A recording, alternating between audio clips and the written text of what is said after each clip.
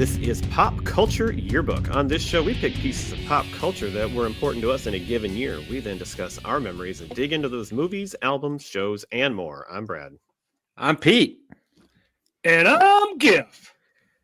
All right, and this is a special episode tonight. We previewed it last week, so if you're paying attention to the show, you know what's coming here. But we've got our number one favorite fan and supporter, Rappe, back, and when he's on, it's always a good time because he has such a great taste. So I want to just review. He picked, when first time he was on, he picked Office Space. Like, we couldn't have had a better movie than that. Then he picks Swingers, which is like one of my all-time favorite movies. Then he picks The Big Lebowski, which I didn't get into as much as a lot of people, but after watching it twice in that year, I'm like, this is pretty great. And I was so happy to watch it. And now tonight we're doing Pulp Fiction. So, I mean, my God, that's a pretty heavy lineup there of some big hitters. So thank you, Rappe. Why don't you say your name again and tell them why you picked Pulp Fiction and what we're going to talk about here. Like you already, I love your introductions. I always appreciate them. I'm worried for my next times I'm on is he's like, keep on picking these. I don't know what might be next, but the reason I did this one was actually for you guys. A friend of mine said, I would listen to them if they did Pulp Fiction. Oh, and I'm like, I will make that happen for you. So excellent. That's why. Well, now we like you even more. So I'm trying to get you listeners. So thank you. That is why I picked Pulp Fiction. Well, you must have other reasons too. Well, tell us what you. When did you first see it? What effect did it have on you? What is your history with this movie? So the summer of when this came out, I was a bouncer at Gators nightclub at Mall of America. He's always got good stories too. Mm-hmm. And I remember that place. Yeah, it was horrible, but but I don't remember much about this because I was working so many nights. I wasn't seeing advertisements for movies that summer and stuff. So this one kind of took me by surprise. It was one of those days where my buddy said, "Hey, we're going to go catch a movie. You want to come with?" I'm like, "Yeah, sure." So I had no idea what I was going to go see, which I think he made it even better because it is such a quick pace, such a random order, such an ADHD movie that I just immediately fell in love with it. And it's just always kind of been with me since. Just the Samuel L. Jackson's dialogue, how quick, just everything he said was either terrifying or wisdom. To see John Travolta dance again. Yes. I think because I'm a little older than you guys, Staying Alive was more like growing up. That was huge when I was growing up, and to actually see Travolta dance again was amazing.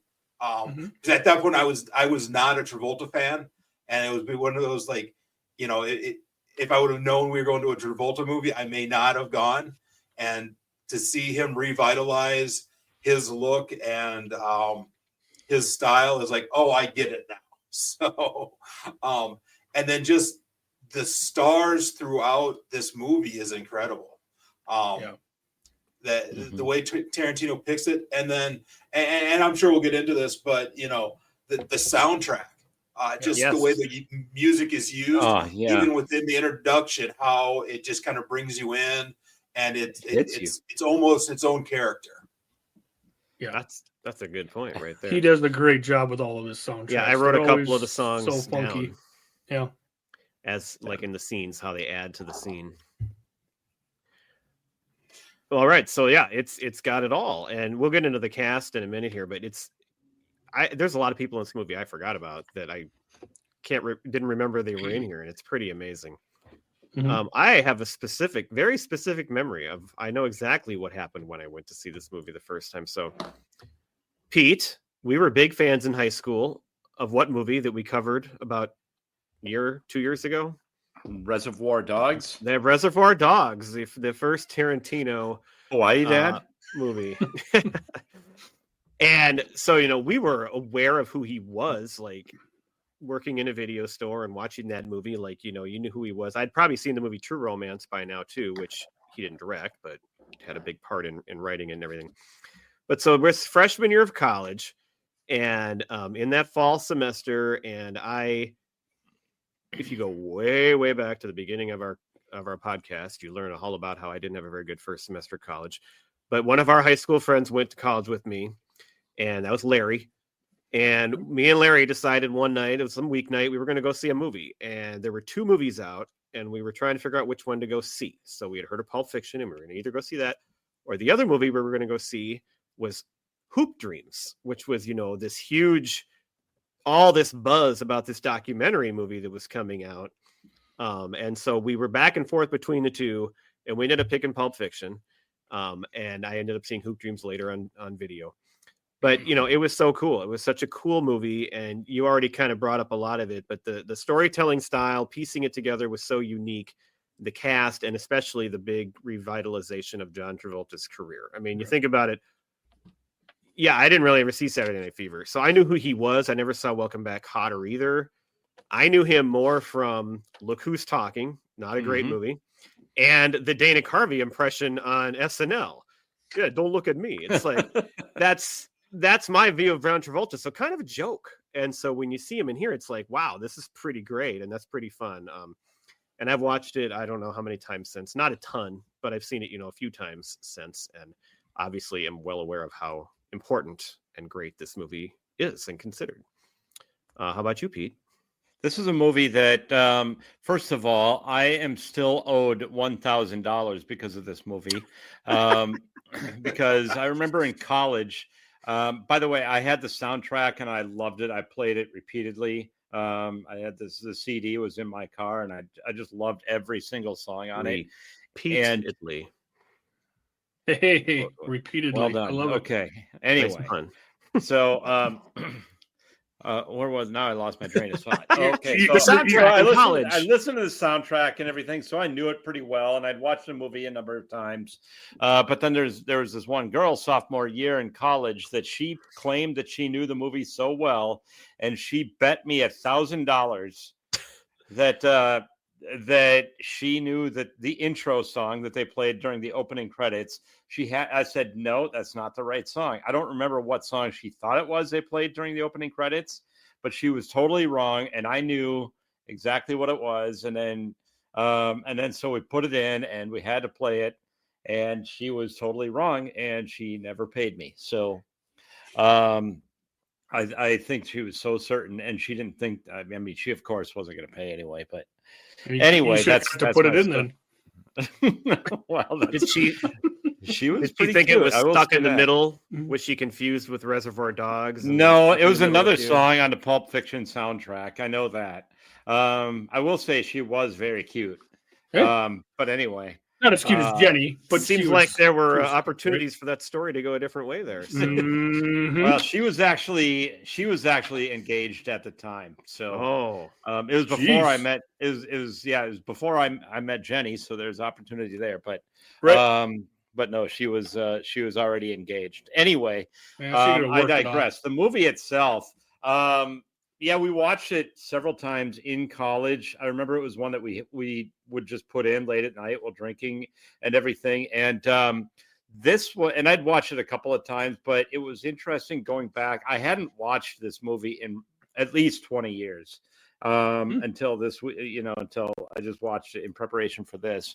And to watch it again, just sort of like I was more focused on it than I was back then, because like I said, is usually you're drinking with friends and everything. And so it was easier to kind of listen to the dialogue and make the connections and everything. And just, my God, what a great movie this is. Like you said, Rappe, Samuel L. Jackson, like so many of the scenes, they're very serious scenes. People are getting killed and whatever. It's like a mafia kind of thing. But the informal dialogue that they're having about just mundane everyday stuff, that's what makes it so funny. It's like the McDonald's in Paris thing, right? Royale with cheese. The Royale with cheese conference, which I'm gonna be in Paris in like 3 weeks. So I'm gonna try, or I guess it'll be a little longer than 3 weeks when I'm there. But I'm going to try stopping at McDonald's and see if we can get a Royale with cheese. That'll be great. What you need to do is go to Burger King because Vincent stop at Burger King too. Then because Vincent didn't go to Burger King. You'll have to tell us I'll see what they have there. Yeah, you have to tell us what they call a Whopper.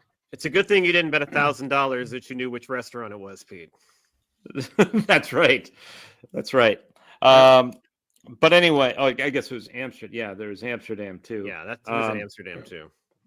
But anyway, the opening scene where it's just these two people at a diner having this conversation, and then all of a sudden they're both on the same page. They get up and they hold up the restaurant, which is cool. The way that they're talking about it, and then you're not expecting them to jump up right that moment without like a more detailed plan, but they knew what they're doing and everything. And then it hits you with that introduction that I just talked about.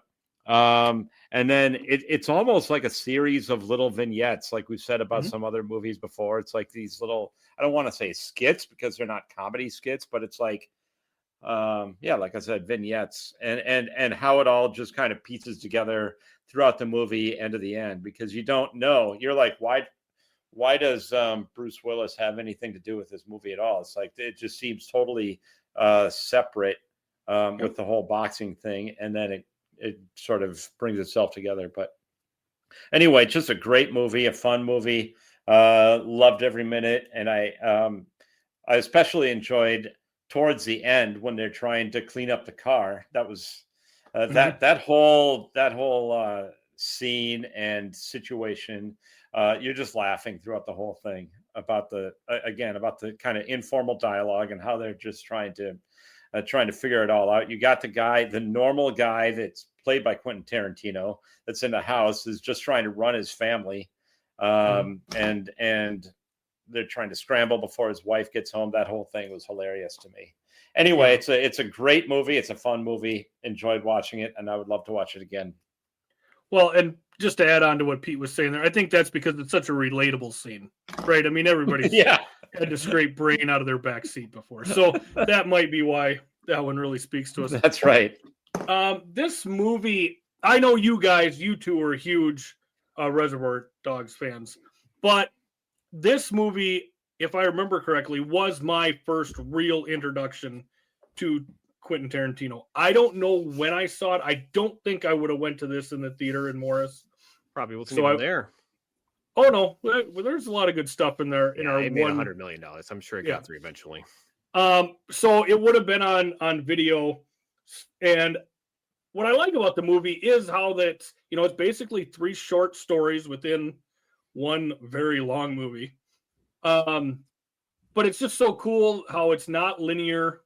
And so when you watch it the first time, you're trying to kind of figure a few things out and what's going on. Everything's out of order. But that also makes it fun to watch it the second time because, like you see like John Travolta walking in the background in the first scene of the restaurant, so there's different things you can kind of pick up on because things are out of order and that characters are in the same scene together, but they're not introduced that way. So it's a great movie. I love Tarantino. We covered a lot of this with Reservoir Dogs. I love, like Pete said, the dialogue, just the mundane subject matter of the conversations is excellent. Even when he goes to get the heroin and him and the guy are talking about the car and getting the it gets keyed and, just those little dumb conversations that happen are just so wonderful. He writes them so well. You think of Tarantino movies as a lot of gore and violence, but I always think that they're more dialogue driven. I think he does such a great job of that. So I loved watching the movie this time. And as I probably haven't seen it in quite a while too, maybe not 20 years, but it's been a while. But even just watching the first scene, it all comes flooding back. You're like, oh my God, I still have this to look forward to. I have this to look forward to. I have this. You can't wait to sink your teeth into this movie because it's so much fun. It's so rich. The characters are so well developed and so interesting that it's just a great watch. It's actually a great memory. It brought back the memory of the soundtrack to me is when the very first thing you hear, if I recall correctly, it is the very first thing you hear on a soundtrack. It's the woman when she's holding up the restaurant. And she's like, "I'm gonna kill every motherfucking last one of you," and that's how the CD starts. Yep. And just how cool that was, and how they interspersed like little bits of dialogue on the soundtrack is cool. And they did the same thing with the Reservoir Dogs soundtrack too. Not because you had Stephen Wright in there as the DJ on the soundtrack playing the tracks, so that was pretty cool. What shocked me the most is it's a 2.5-hour movie, and it doesn't feel like that at all. Exactly, it flies by. Yeah, it's so fast. And when I saw it was 2.5 hours, like that can't be right, and I still don't believe it is. I think Brad really hates things that go long. Brad wants it done now. He wants to start it and finish it. And so I don't know how, Brad, did you feel about the 2.5 Well, I didn't remember it being that long. I thought it was like a 2-hour movie or just over. So that surprised me. And it doesn't feel long. I mean, there is a part, we'll get to the middle here. There's a part in the middle where I kind of tuned out and I have maybe a couple questions. But that's one reason why maybe I like Reservoir Dogs so much. That one's like 90 minutes, if I remember right. But on the other hand, Once Upon a Time in Hollywood is this slow movie, and it's like, what is it, 2.5, 3 hours almost? And I love it. So it totally depends on, the dialogue and what's going on. And it can either hook me in perfectly, or it can be like, why is this so long? And his aren't usually like that, because they're not just like, like a Marvel movie or whatever. It's long because you have these drawn out long fight scenes. It just go on and on forever, or you have all these things like that. This movie, it's like every minute there's something important usually that's happening. So that's different. And it's also cut up. So you get little snippets. Yeah. You get a 15-minute scene and then you switch to something else. And, it because I think it's jumping around time-wise, that it kind of keeps your attention a little bit more, because you just have to think like, okay, like where are we at in the actual timeline of the movie? And you always have to be thinking too, because what seems mundane at the time, is going to come back later and be important, right? And so it's like you figure that out relatively quickly. Yeah. So am I just making this up, or I thought part of the reason it was called Pulp Fiction, it was like the old magazine pulps that have stories in them where you may not buy them in the same order, and it was supposed to give you the feel of, I recognize that one. I'm going to buy that for a dime, read it, but it's not in the order because the next newsstand you go to may have a different edition or a different month.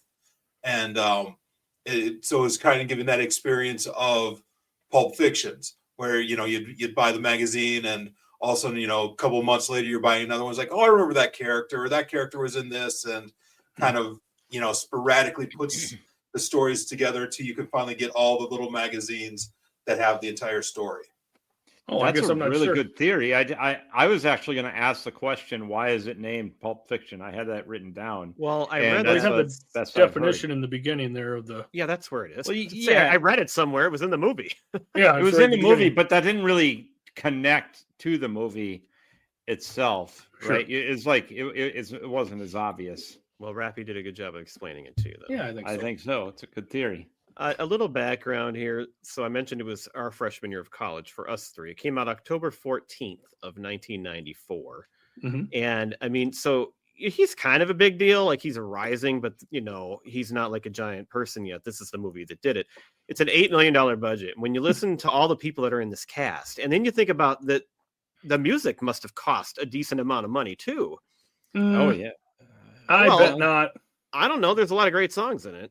There are, or are they like because they became great and well known because of you're right. album. I guess maybe they're not like they weren't like hits like Dazed and Confused, but they right. Okay.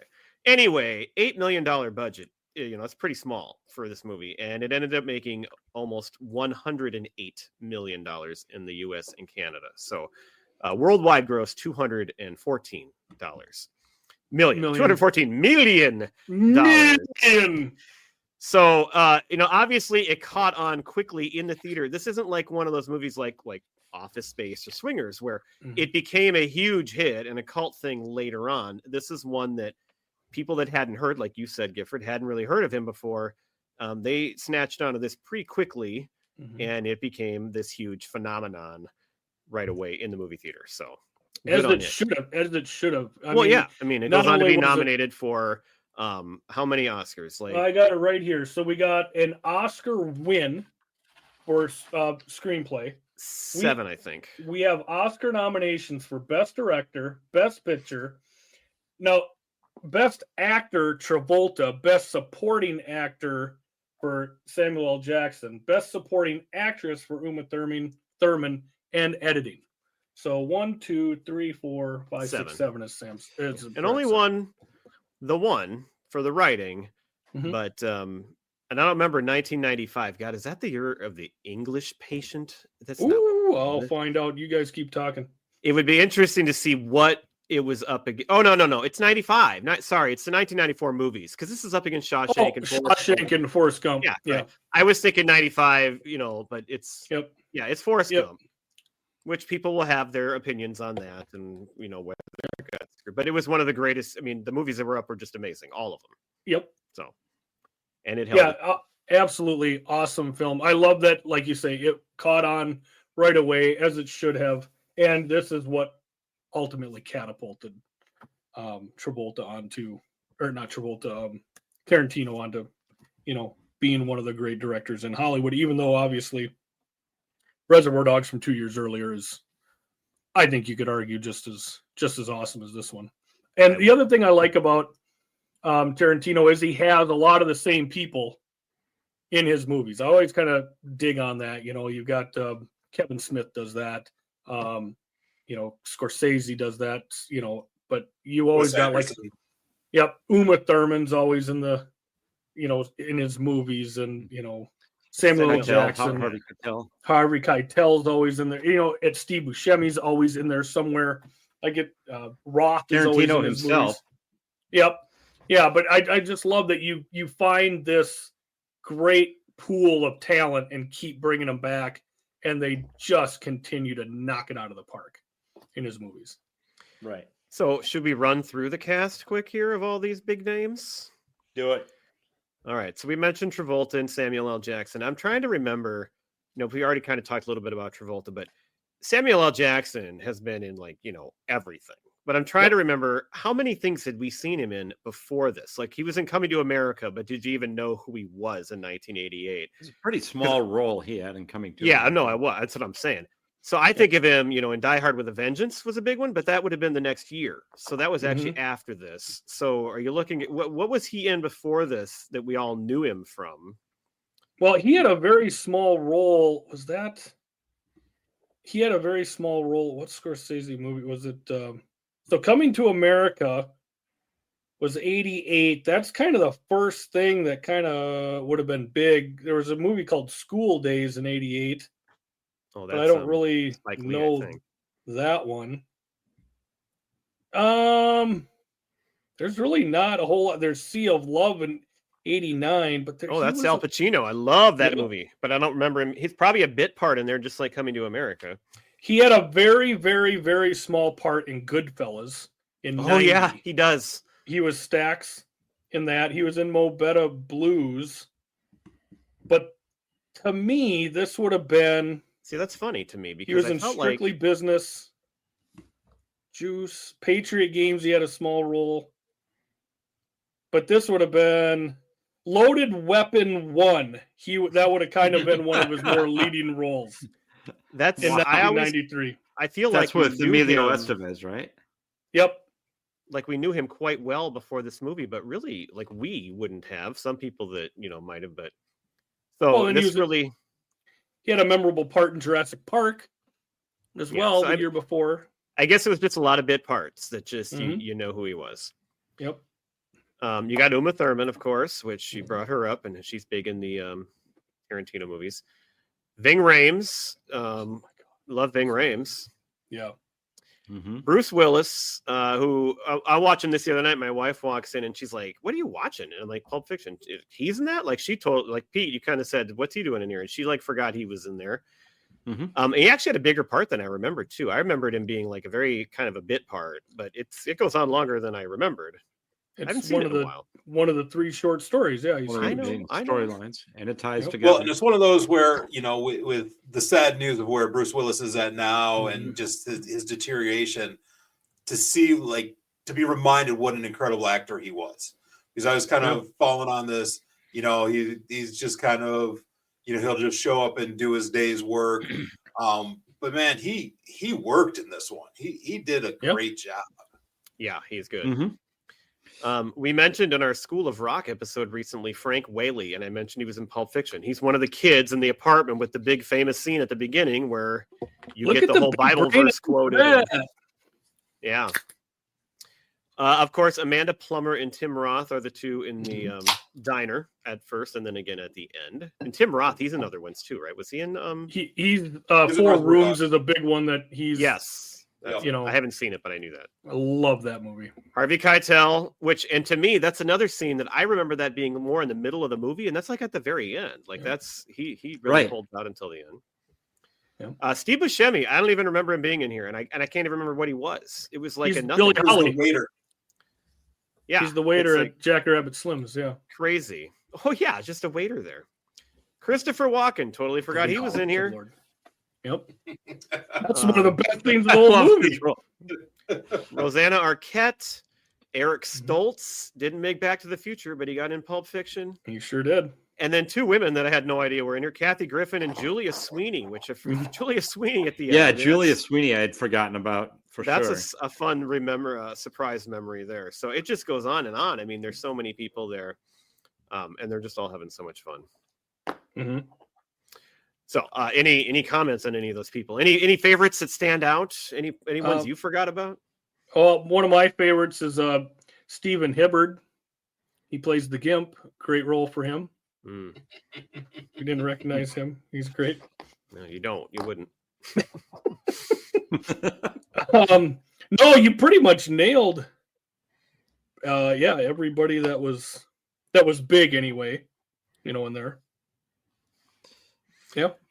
If you asked if any favorites, I just have to say, and I mentioned already, how good is Keitel?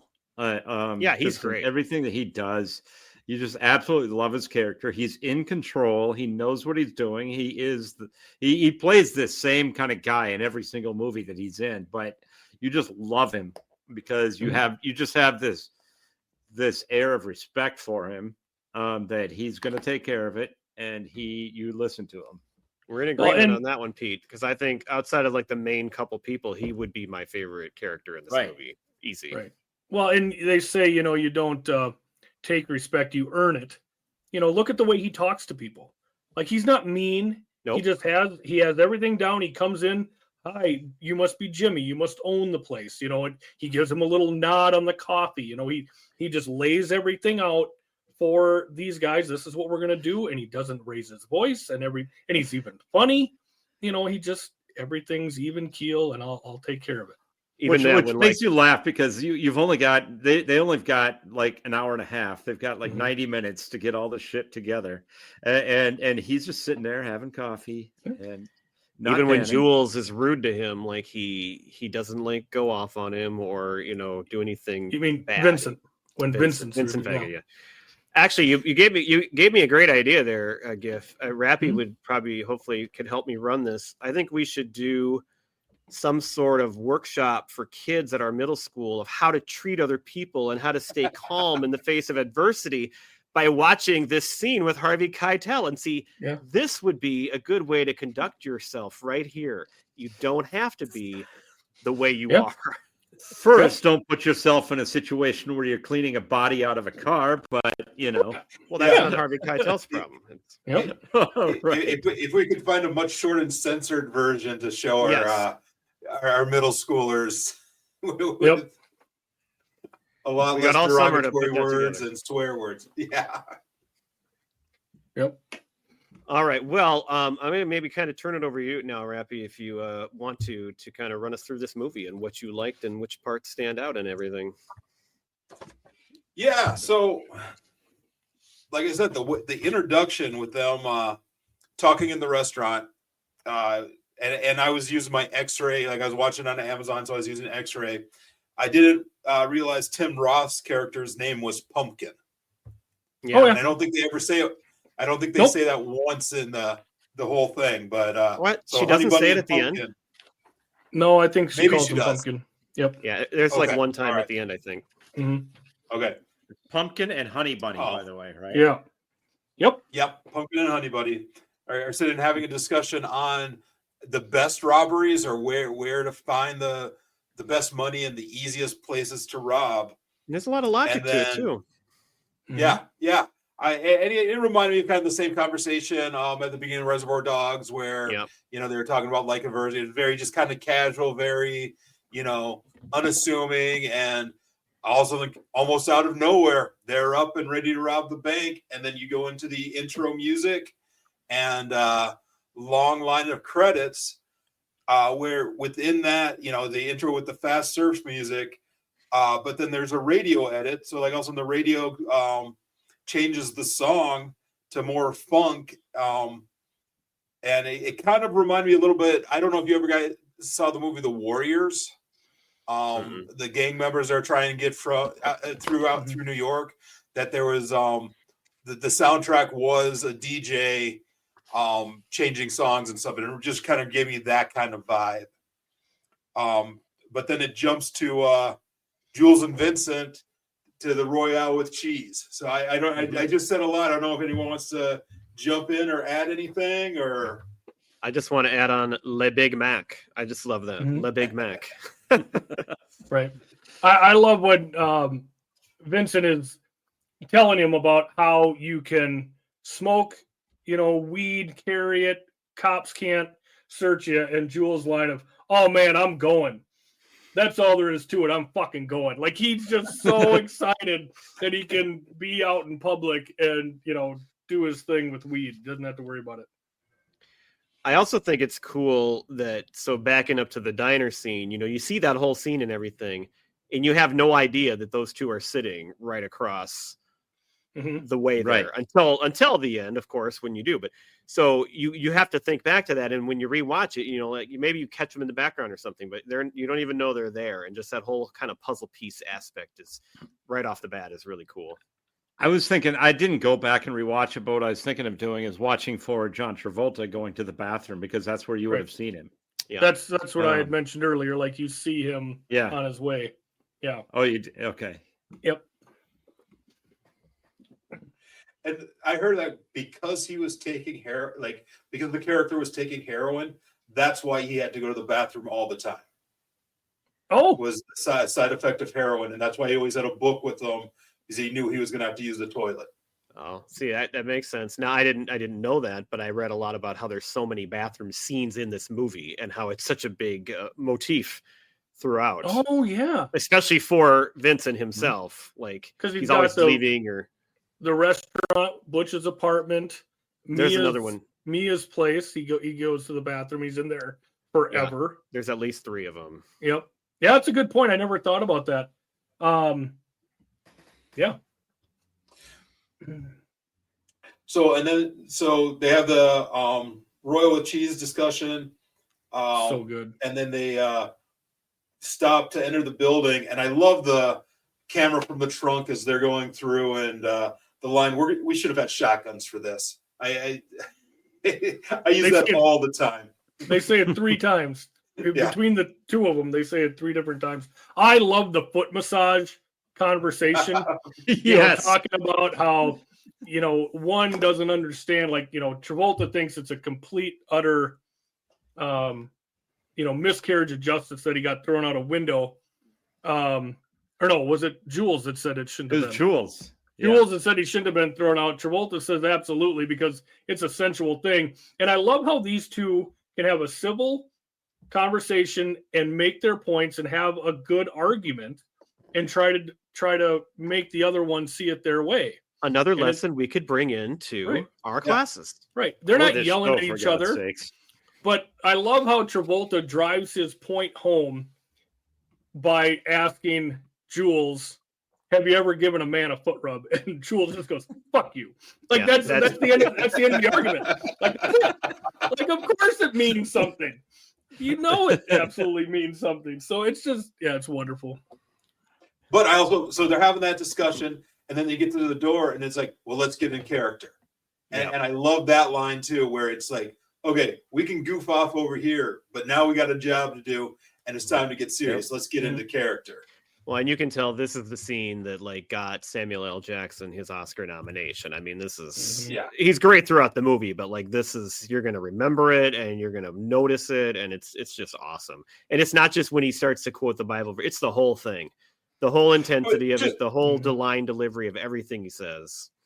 Just the whole badass move of I'm going to eat your burger in front of you, and I'm going to drink your entire Sprite, and just to prove my point.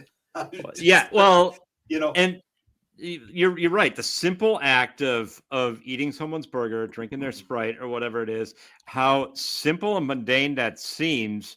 At the same time, it's extremely intimidating, right? It's all an intimidation tactic, and so it's like how not nonchalant, but he's saying he's in control. He's going to do what he wants, and so you better comply. Well, and this scene has one of my favorite quotes in it. It's the English motherfucker.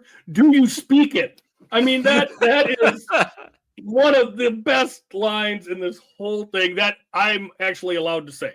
You know what I mean? Like, there's so many, racial slurs throughout this movie, and I think they fit where they're placed.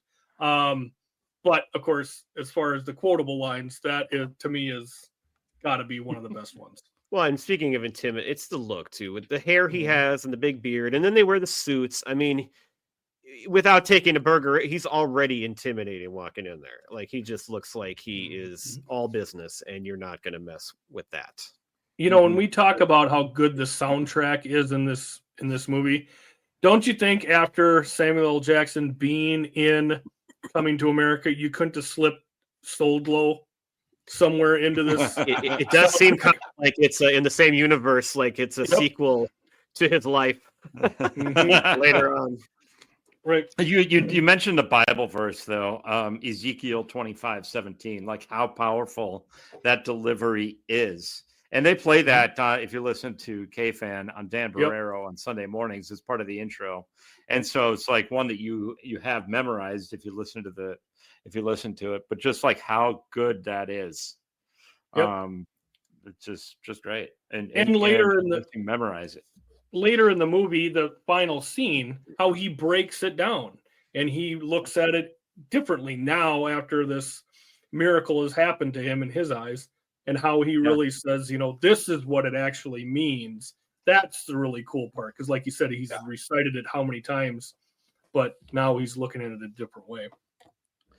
So they eventually, they're at the apartment. They get the briefcase. They open the briefcase, and you see this gold glow, but you never find out throughout the movie what it actually is, right?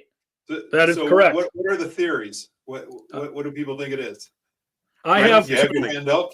Okay. I just thought it was like bars of gold or something, or like gold jewelry or something like that. The two that I like, one, it's diamonds from Reservoir Dogs robbery. I like that one. But the other one that I like is that it holds Marcellus's soul. Yeah. And he sold his soul to the devil, and he's able to get it back. When the devil takes your soul from your body, he takes it out the back of your neck.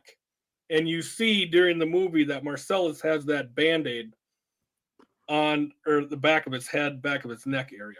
So that's one of the theories, is that it holds his soul and he's able to get it back somehow. Huh. Yeah, that's the one I heard. That's the one I was going to go with. Wow, that one never crossed my mind. Yeah. I mean, I didn't come up with it. Don't get me wrong. It's just a few of the different ones that I've read, but those are the. And that's partly why the combination was 666 on the on the briefcase. Oh, yeah. So okay. So a couple of the other lines with Vincent or Jules is I don't remember asking you a goddamn thing. Mm-hmm. And then, hey, flock of seagulls. I like when Brett gets done talking. He goes, "Are you finished?" Well, allow me to retort.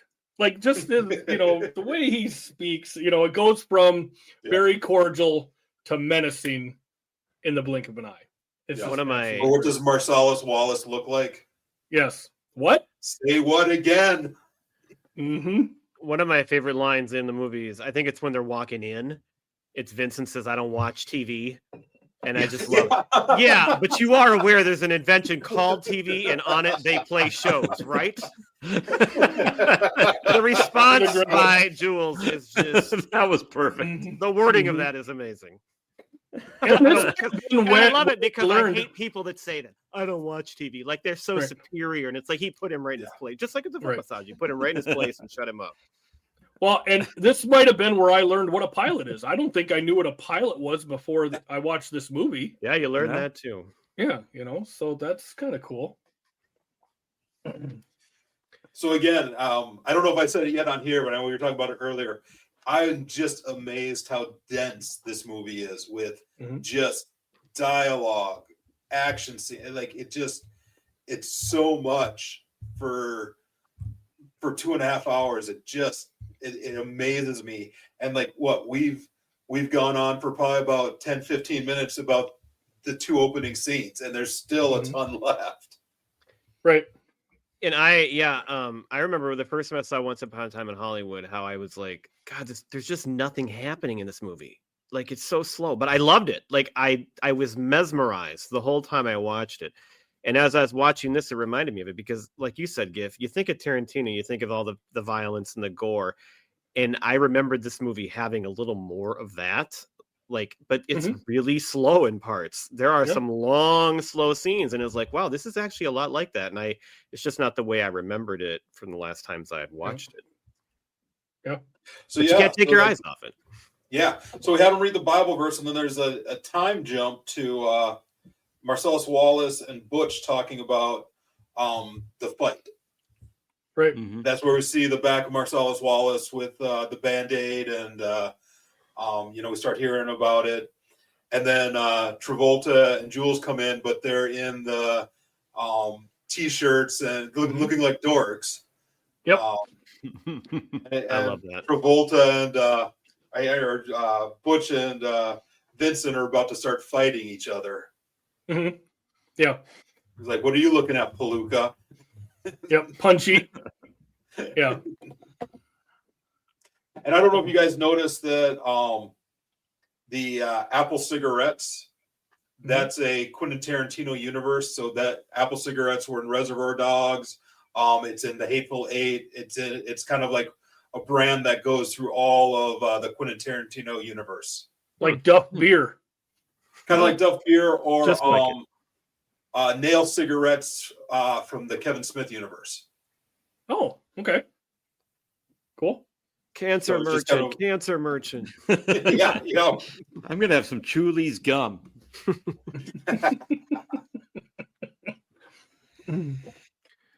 What do you got next? I got you got Vincent buying heroin, and then we meet Uma Thurman. You have Mia coming in and going to the diner, which of course with the great dancing and all that. So probably have some lines from this part. So there's one part of this movie I just absolutely hate, and I wish they would take it out. The whole, basically the how to take heroin scene. That when Travolta starts taking, so like, they have boiling on the spoon, taking in the syringe, like that's just showing generations on how to take heroin. I'm like, that is just unneeded. We know he's taking heroin. We don't need a shot by shot tutorial so idiot fanboys can get addicted to heroin. And that just always makes me mad. But the nice thing is then we see Mia show how not to take heroin. Yes. I mean, they really do give you both sides, Well, and it's interesting that you say that, I think, too, because, if a kid wanted to see that, they could see it anywhere right now. But this movie came out in 1994. You didn't, this might be the only place you could see a scene like that easily at your fingertips. So that's kind of just to think of the time there. An interesting observation, I think. Yeah, well, one of the things I do, I'm with you on that. We don't need the tutorial, but what I do like is throughout the scene of him picking her up and going to Jackrabbit Slim's. How fucked up is this guy? Oh my God. Oh, yeah. I was thinking the same thing. He is so high.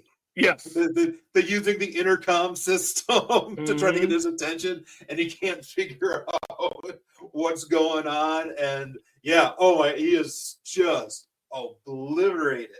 Walking into Jackrabbit Slim's, he's just kind of looking at the actors and pointing at all of them, kind of understanding. Walks right by the car that he's supposed to get into to sit with Mia. Like, he's just gone, man. And he got the other side, he's drinking. The other side of that, and I'm not condoning heroin, but if you're going to get high, what an amazing place to go. Right? That trip had to be amazing with what is going on here.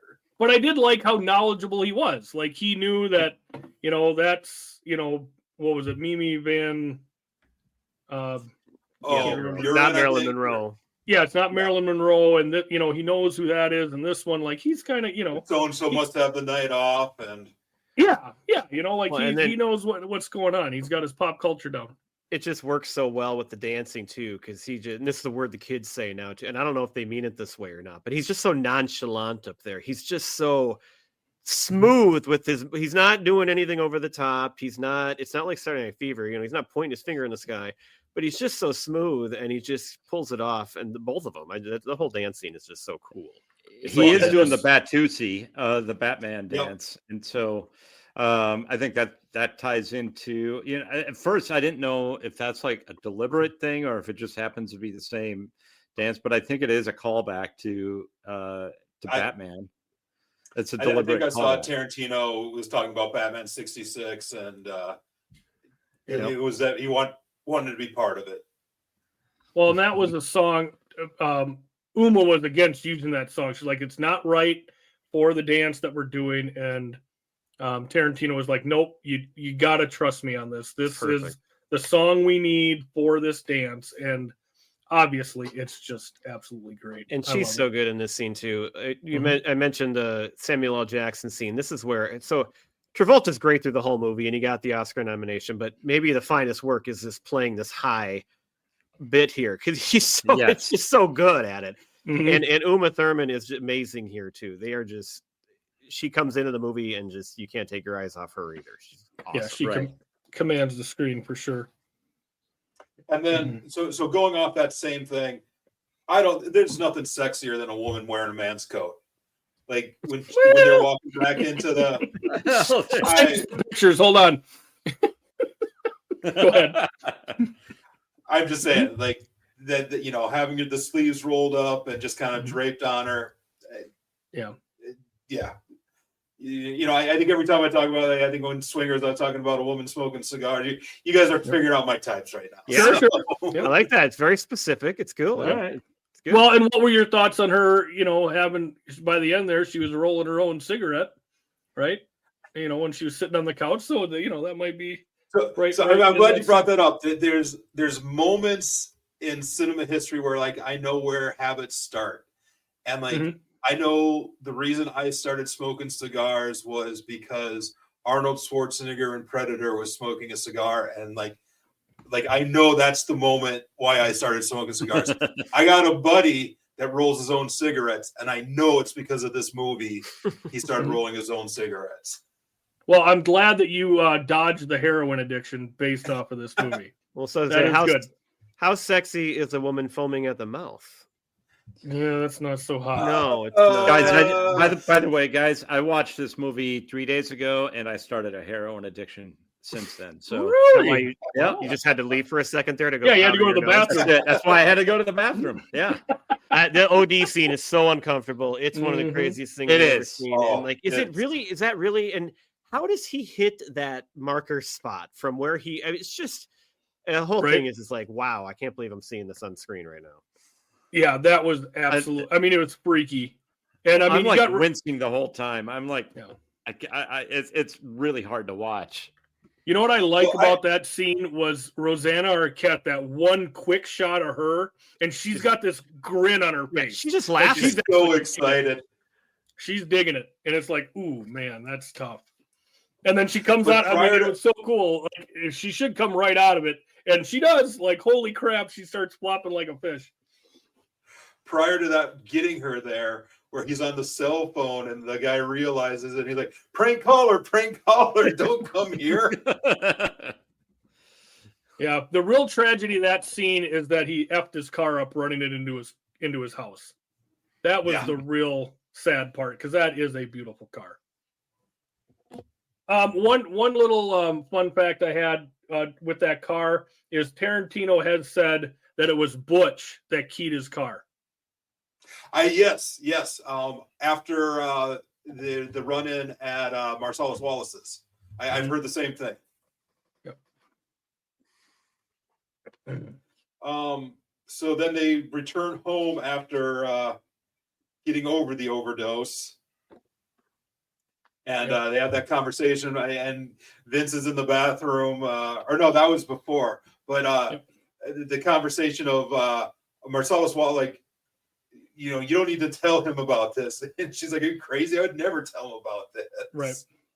But it's a bonding moment, right? I mean, that's where friendships are forged, is in the fire of a horrible situation. You know, I mean, they've got, you know, something between them, which is kind of cool. And she wraps it up by telling him the joke about the ketchup. Mm-hmm. Yeah.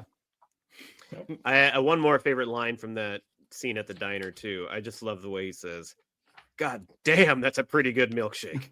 Yeah. Is that a $5 shake? Yeah, right. Yeah, and it's the thing. The $5, like, that's nothing. Like, was it really that much in 1994, or what's going on? It was like quite the overreaction to the price, I thought. There's no bourbon in that. One thing I maybe it's because I'm dense. I never understood what the waiter meant by how she wanted her milkshake. Do you want that Amos and Andy or Martin and Lewis? Oh, chocolate or white? Yeah. Yeah. I mean, just dumb. Well, so you got it now.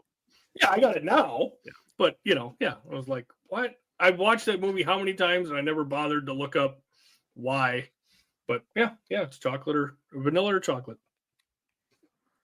All right, so I have a question now, and now this is kind of I think we're up to the part where Christopher Walken comes in. Are we? Yep. So, and I don't know what happened, and you're gonna rip on me, but I kind of tuned out here. Like, what is the point of that scene? I should have been paying more attention. I work with 8th graders. I cannot keep my attention, and I took a point here where I kind of just like, what is happening, and zoned out. So, fill me in. He's establishing the story of the watch and how important of an heirloom that watch is to him, and like where it came from. Now, and the watch came up a lot later. It's been up multiple people's asses for That's right. Okay.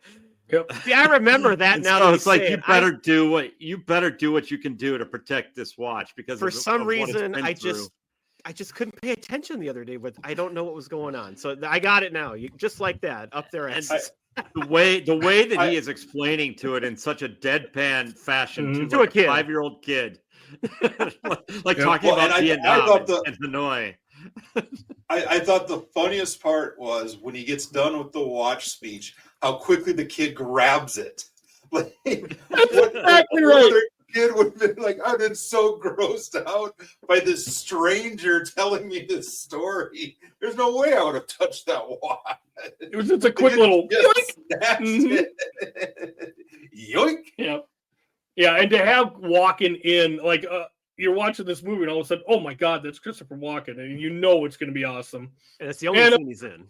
And of course, there's some unsavory, language in there, some racial terms, but again, that's the way this guy is going to talk. So I think it's apt for the scene, but I completely agree with you, Rappe. I just love how quick that little hand comes up to grab the ass watch. Because that sets up the next half hour of the movie, because exactly where they're having to hide from Marcellus after he kills the guy in a boxing match. Then they're in hiding, but he has to go back to the apartment for that watch. That's why it's that important. And by the way, the kangaroo that he had, my parents had the exact same thing back on the farm. The kangaroo. Really? They had they put like their change in it. Okay. The coins or whatever. But did it have a pouch? We had to say, I wish I still had it. We don't have it anymore. Well, it had a pouch, and that's what it was. You put your change in there, and that's where the keys were in the movie. You put your weed in there. You put your weed in there. Yeah, your hat. I wish we still had it, because maybe it'd be worth something now that it's been in that movie. So, well, this is on me, and I appreciate you filling me in, because this is the part of the movie where I tuned out, and I blame it on today's society, which has ruined me. And I got my phone out, and I can't keep my attention for 2.5 hours, so it's my fault, and that's why we do this. Nope, that's just fine and dandy. I mean, obviously, I knew there was a reason he was in this movie, but I just lost it the other day. There, I don't know. Yep. So I did find that, like, 1994, like probably from like 92 to 96 is a very unique time for movies, where you could have the combination of cell phones and pay phones. And it's such a small window where it's like Butch has to stop to make the call to his bookie to make sure all his money's there, and where he's going to be and where he's going, while everyone else is using cell phones to communicate and stuff. And I just, it's kind of one of those unusual, to me, I just noticed it as one of those unusual eras where you can have both. Right. And I brought up Die Hard with a Vengeance a few minutes ago too, and that's that movie centers so much on, you got to get to the payphone, and you got to be calling from the payphone to get the guy's demands and everything. And so that's right at that time. Right. And so he's in the cab with the cabbie asking what it's like to kill a person. And man, she's a smoke show. Good Lord. Yep. And then gets home, or gets to the apartment, and that's where they discover the watch was forgotten, and decides he has to go get it. Right. Mm-hmm. Yeah, so sneaking back into his apartment.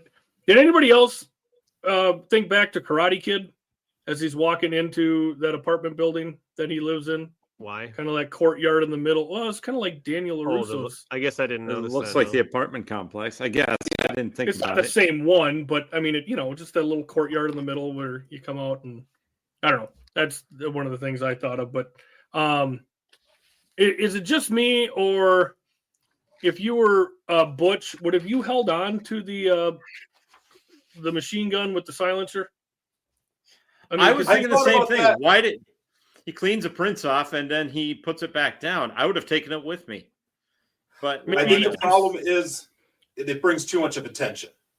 Like if civilians saw him, trying to sneak through the backyard with a machine gun, they would make a lot of noise. If police officers saw that, they would get involved. I think he decided that it was too much of an attention getter, and he didn't have really any place to hide. Like he had, he couldn't really, with the silencer or anything, he couldn't hide it in his jacket, couldn't shove it down his pants. There was no place for him to sneak around the way he needed to with it in his hand. Well, and he may have thought also that it's over. Like, I'm good.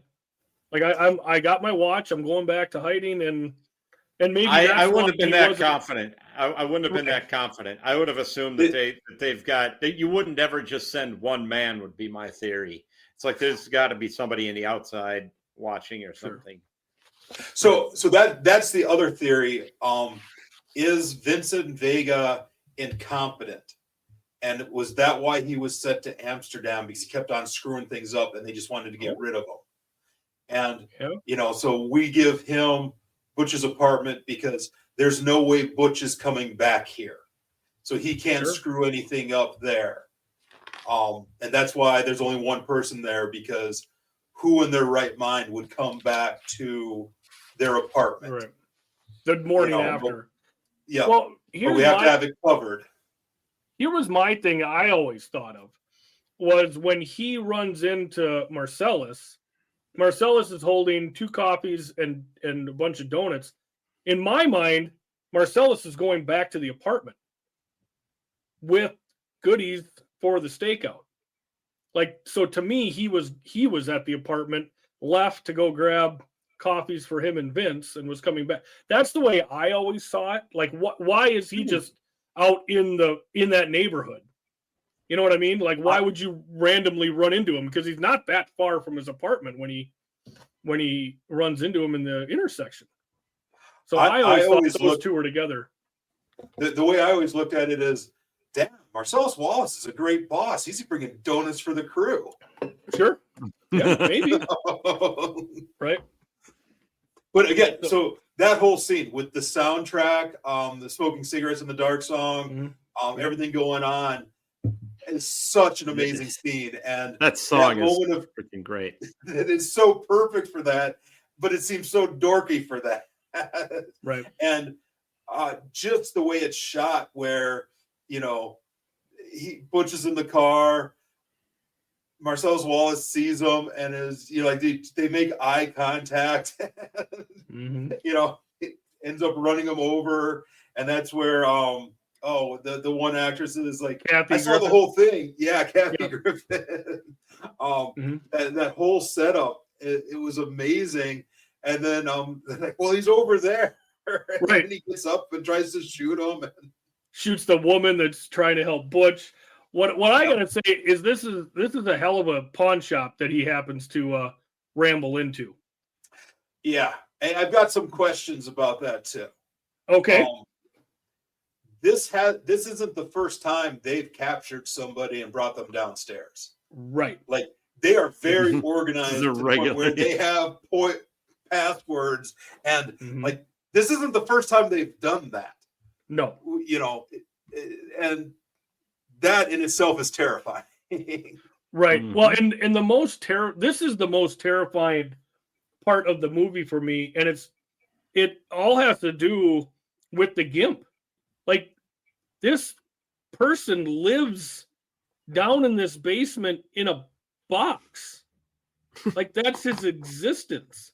Like, that was scary as shit to me. Even the other night watching this, like, I'm uneasy. Like, that part really shakes me.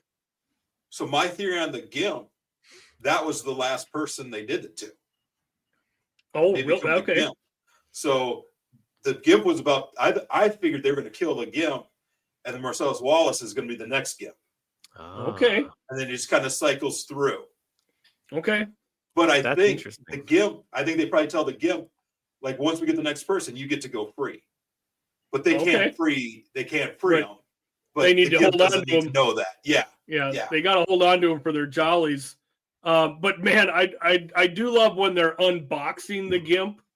Like, you think the most ruthless, heinous thing is being held under this very heavy lock and key. Like, you're getting nervous as they continue to unlock this box. Like, oh my God. But even the lead up to that is, well, get the GIMP. Well, the GIMP's sleeping. Like, we can't disturb him. Which then leads into more of the what is locked up there. Yep. And then it's just this dude in a leather, outfit, and he's giggly. That's why I was kind of wondering about if it is the last, like you said, because he's almost like to enjoy it. Yeah, he's like, and he's enjoying it because, like Rappe said, he knows he gets to leave now, so he's a little giddy. Yeah, he seems to know what he's doing too. Yeah. And I also like the Bruce Willis deciding to go back. He's like, I can't even let this happen to my own worst enemy. Right. And goes back. Yeah. Saves them. Well, then the understanding between the two after that too, where, I mean, he could turn around and like do something back to Vincent, Bruce Willis. But, he lets him go, and it's like, you're just never going to speak of it again. That whole scene, the whole interaction there is pretty interesting, I think, too. Which was another coming from Marcellus Wallace, you've lost your LA privileges. Yep.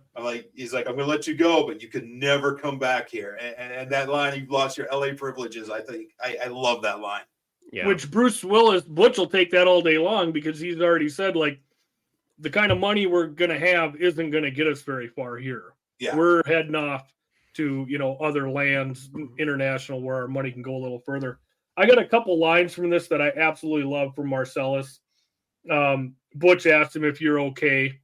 He goes, no, I'm pretty fucking far from okay. That was one of my lines right there. I'm pretty fucking far from okay. It's so good. And then, of course, I'm going to use a pair of pliers and a blowtorch. I'm going to get medieval on your ass. Like, that is, like, Zed, I mean, Zed's not going to be doing so hot.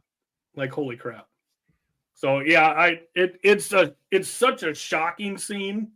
Obviously, I think it's by far the heaviest scene in the whole movie. But I love it. And I love the part where Bruce Willis decides to come back in, and he kind of has his pick of the litter of weapons that he wants to use. He goes from he starts with a hammer, goes to a bat, goes to, the evil dead. He's thinking about using a chainsaw.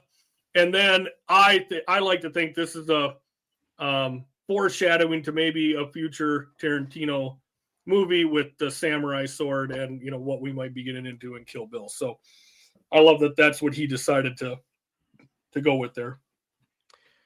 So that leads us to, we've kind of brought it up, you're going to have the kid get shot accidentally in the car, and then we have the wolf. We're gonna meet Harvey Keitel. You're not ready for that yet, Giff? One thing I would like to say, so the end of this story, to me, this could be the end of the movie. Like when he does the whole, Zed's dead, baby, Zed's dead, and they drive off. Is there any reason that the movie couldn't have just ended right here? Because everything's good between him and Butch. Butch is scot-free. So. I know, but I mean, like, I'm saying if they didn't do that, it could be then, right? Yeah, the diner scene could have happened at the beginning. Yep. But I mean, when I got to that point, I'm like, wow, there's still a lot of movie left. Because I thought the same thing. I'm like, oh yeah, we're wrapping things up. It's like, oh no, we're not. No. And I'm glad they didn't. So now can we talk about the wolf, Giff? Please do. Okay, so Harvey Keitel comes in. Now, so they go here to get the car cleaned up. And so one of my favorite lines here, too, is because they first meet him, and Vincent's just so stupid. And I mentioned earlier how he's, like, rude to him, and, like, you could learn from him. And the first thing he says to the wolf basically is, a please would be nice, which is just, are you kidding me? You just said that to this guy? That's crazy. But it also reminds me of a very unfortunate situation that I had that I've told Pete about before at Lifetime Fitness once, where this guy said those exact words to me in the most ridiculous situation ever. And I'll never forget it because it was like so stupid. But anyway, that's a personal digression. But the fact that he says that, you expect the wolf to just go off on him, but he doesn't. Yep. He holds his calm, and good for him. Yep. So the one question I have, it's 8 a.m. What party is the wolf at wearing a tuxedo? Right. I was wondering that too. It's sort of like The Room. It's like inexplicably in a tuxedo. Well, not only that, but what kind of restaurant serves burgers at 7:22 in the morning? Yeah. Big Kahuna does. But, like McDonald's doesn't start serving burgers at, 7:22 in the morning. Yeah, the time of the day, the whole timeline's a little bit weird. Here's my answer to you on that one. That party might be wrapping up, Pete. Yeah. You know what I mean? Right. I mean, it's the wolf, man. Night. Yeah, he's been up all night. He's ready to go. Yeah. One thing, I have a question. I think we might have brought this up on the Reservoir Dogs one, and Gifford, you brought up there's a lot of lines in this movie you can't say. Mm-hmm. And so he's notorious for using the N-word in these movies. Mm-hmm. And, if it fits the characters and everything, and if they're all fine with it, it's fine, like whatever. But you ever feel like Quentin Tarantino himself ends up saying it too many times? Like it's almost like he writes it in there for him to use it. Yeah. So it just bugs me. It bugs me when he uses it. It's like, it feels more forced than when it's natural, like when Samuel L. Jackson or somebody else uses it. It just doesn't feel quite right to me. And I have felt the same way in other movies too. Not just this, but even in other movies. What's up, kids? It's two things. One, he's white, and two, he's not a cool white guy either. Well, right. Just the delivery doesn't sound right either. That's exactly why. Because he's not a cool character, But so then why is he making himself say that in the script? Because he wants to. There you go. And that's what you just proved for me. Thank you. Yeah. I just want to clarify to the audience, Gifford is in no way saying that using the N-word is cool. Just to clarify. That's kind of what it sounds like. White guy, you can get away with it. But like Samuel L. Jackson's a cool motherfucker. Like it just rolls right off of his tongue. You threw me off there on that. I had a point, and I will try to find it. You guys go ahead. Oh, So the other line. There's also a thing about Tarantino and feet, and he always writes something in there with there more feet. than just okay. Yeah, so like Uma Thurman is barefoot a lot in this movie. Like she takes her shoes off to do the there's dance. That whole tracking scene of her feet. Yep, of her feet. So maybe that's why he cast Bruce Willis then, because he's famous for having no shoes and socks on in Die Hard. Could be. I don't know if it's necessarily. He probably wants to rub Uma's feet, but probably not Bruce's feet. Yeah, you know what I mean. All right, go ahead. So before the wolf gets there, another one of my most favorite lines of when Jules is talking to Marcellus Wallace and is like, "Oh, you're sending the wolf? Well, shit, you're sending the wolf. That's all you had to say." And that just sounds so cool. It sounds cooler coming from him when he uses the whole. Oh yeah, line. yeah. No, I didn't do justice for that at all. But yeah. So when they're talking to the wolf, or when Marcellus is talking to the wolf, now that I have a son who drives way too fast, when he says that's 20 minutes away, I'll be there in 10. Or 30 minutes away, I'll be there in 10. I just think of Sam every time I think of that line. I'm like, oh my God, that's my kid. Yeah. It's the line. So I have one line left here. It's in the car, I think. Is it before they shoot the kid when they're talking about filthy animals? Is that? No, that's in the diner. That is in the diner? Okay. I couldn't remember the exact time. Well, if we're not to the diner, I'll save it. Or we can go to the diner. When they're in the car in the garage, there is the back and forth between Jules and Vincent about who should be on brain duty, and you got me revving. I'm like a race car, and I'm fucking Mount St. Helens or something. The line I like while they're driving in the car before Marvin is shot is after Vince shoots him, he exclaims, "Oh man, I shot Marvin in the face!" Like, oh no shit! Like his head just exploded in the back seat. Like, I don't think he needed to necessarily announce that. So again, this goes to the Vincent's incompetent theory. Mm-hmm. Like, who would be sitting in a car with a gun pointing, like resting on the back of the seat as he's talking to somebody? That's good evidence. Put that thing away. You incompetent motherfucker. Well, he's always high. That's a really good theory right there. I completely love that theory. Yep. So when they're talking about the animals though, and how what animals are filthy and a dog's not filthy because it has a personality, and then this made me laugh out loud so hard. So a pig with personality wouldn't be a filthy animal, and he like pauses. Well, there'd have to be one. We'd have to be talking about one charming motherfucking pig. That line is just charming, 10 times more charming than Arnold from Green Acres. I think that's my favorite line in the whole movie. And again, the delivery is just perfect. We'd have to be talking about one charming motherfucking pig. Yeah. Well, and this is where Vince decides he's going to go on his kung fu search, and Jules. We witnessed the miracle, and going through the whole. Rereading the Bible verse, trying to figure out who he is, and is he the wicked? Is he not? And he's going through a transitional period right now. Mm-hmm. Yeah, and that's where we kind of wrap back up to the beginning, where Vince is in the bathroom again. Mm-hmm. The bank robbery starts, and they're going around collecting wallets, and they try to get the briefcase and stuff. And another line is like, "Well, now go in that bag and find my wallet." Well, how am I going to know it's yours? The one that says "one bad motherfucker." Yep. Well, and I love that scene because he is so calm, and he's telling Honey Bunny, "Point the gun at me. Keep it on me." Like he's completely in control of this situation. He's very calm. Mm-hmm. What's not his first rodeo. Mm-hmm. Yeah, what's Fonzie like? Fonzie's cool. We're going to be 3 Fonzies. It's just so well done. Yeah. I think that may be my favorite scene of the whole movie, is that scene between him and Roth and Honey Bunny, and him, kind of turning that page and trying to figure out, where he's going next. That's a good choice. Mm-hmm. I always compare this scene in the diner to the swingers scene in the diner where Vince Vaughn is making the faces and stuff. Mm-hmm. It's just like, the one at the end. Yeah, no, that's a real symmetry there with the end of the movie in the diners here. I love that too. Yep. Mm-hmm. Yep. Yeah. And then like Vince comes out and you gave him $1,500. I should shoot you just on principle. Mm-hmm. Yeah. Well, and Vince could get more smack for $1,500. That's what he bought Madman for. So, yeah.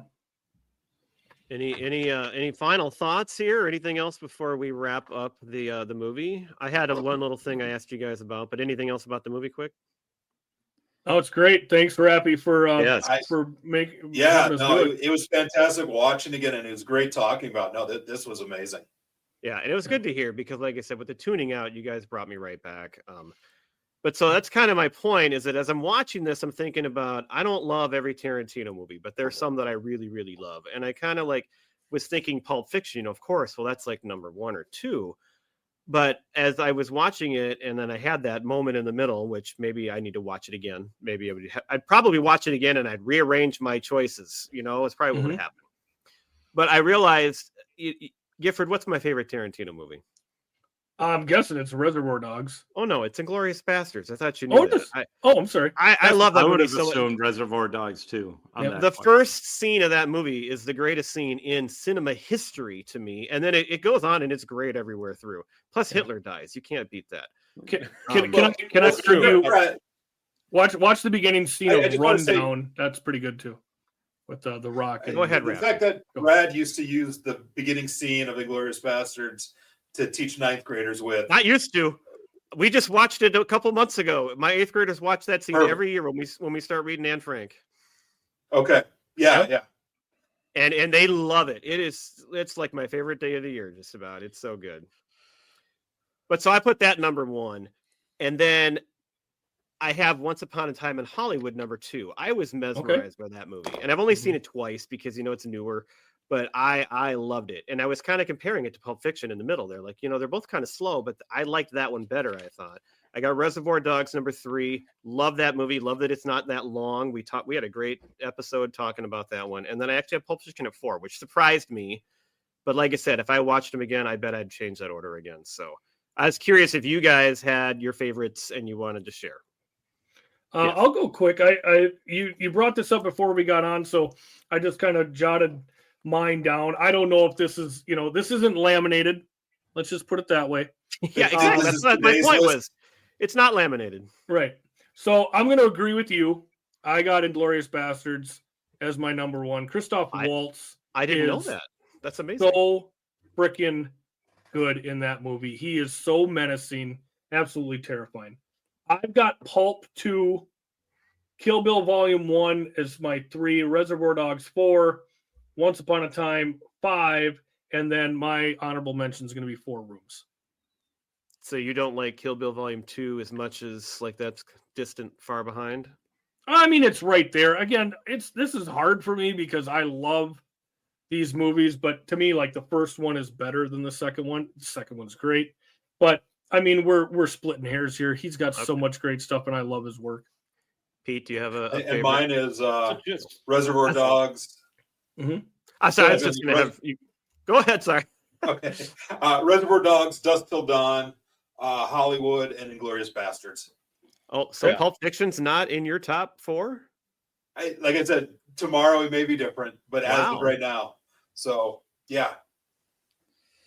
Pete? So, yeah, Reservoir Dogs and Pulp Fiction, I mean, it's probably a tie. Any given day, I might give a different answer between which of those two is better. And then probably Jackie Brown was good. Mm-hmm. And that's probably my top 3. Those are, I haven't watched a lot of the.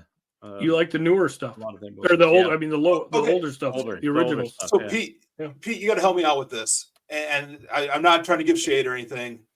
I hated Jackie Brown.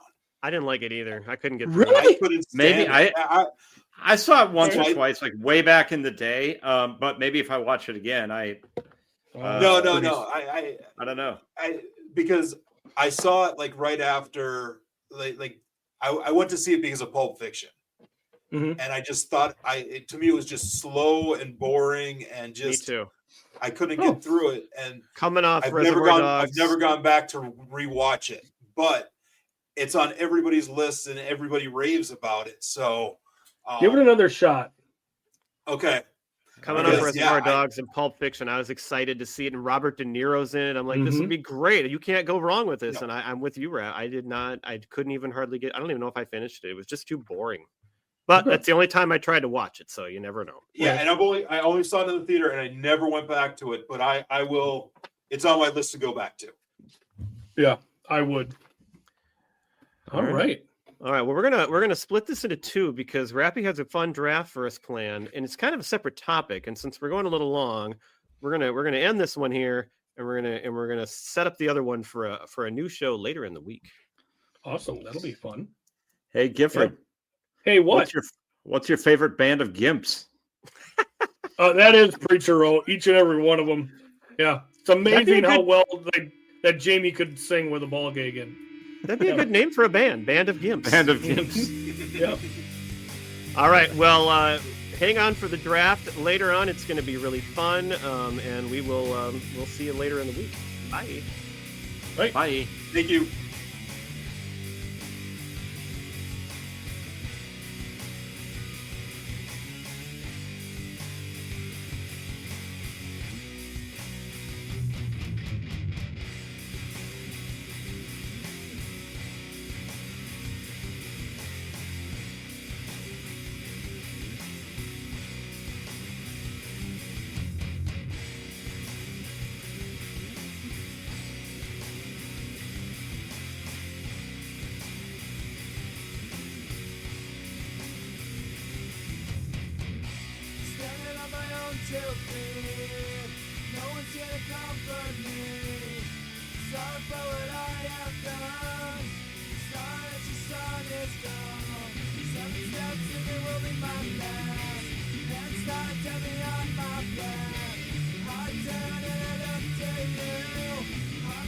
There's nothing I can do.